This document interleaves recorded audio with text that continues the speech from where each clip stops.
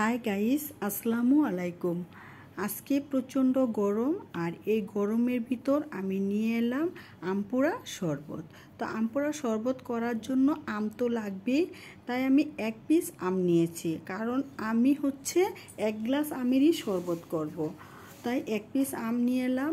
আর আমার বেলকুনির ভিতর আমি লেবু গাছ লাগিয়েছি। দেন এই গাছ থেকে আমি 2 পিস পাতা ছিঁড়ে নিচ্ছি। এই আমপোড়া শরবতের ভিতর এই লেবু পাতাটা দিলে কিন্তু অনেক বেশি একটা স্মেল আসে এবং ঘ্রাণ আসে। তো আমি কলটা ছেড়ে নিচ্ছি, ছেড়ে তারপর আমি পাতাটা ভালোভাবে ক্লিন করে নিলাম। এই পাতাটা খুব ভালোভাবে ক্লিন করে নিতে লাগবে।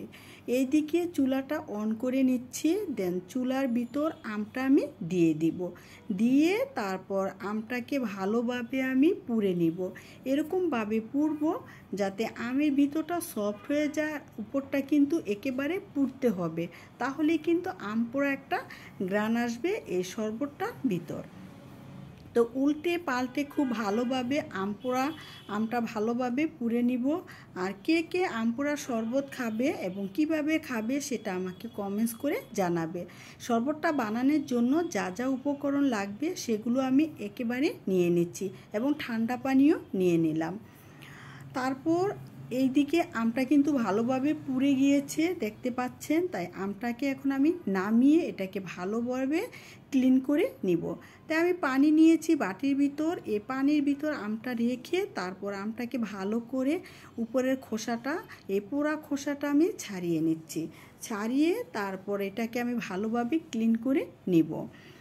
আর এই প্রচণ্ড গরমে কিন্তু এরকম আমপোড়া শরবত আমাদের সবারই খেতে ইচ্ছে করে, তবে আমার কাছে অনেক বেশি ভাল লাগে এরকম আমপোড়া শরবত খেতে, তাই আমি বানিয়ে নিচ্ছি।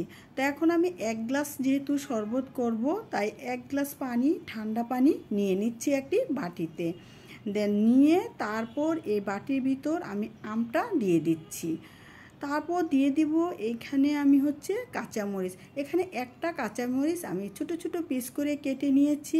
আর বিট লবণ আর রেগুলার লবণ আমরা যেটা খাই সেটা পরিমাণ মতো নিয়ে নিলাম। তারপর নিয়ে নিব লেবু পাতা। তো লেবু পাতাটাও এখন আমি দিয়ে দিচ্ছি। লেবু পাতা দেওয়ার পর আমি চিনি দিয়ে দিচ্ছি। আমি এখানে 2 টেবিল চামচ চিনি দিয়ে দিচ্ছি।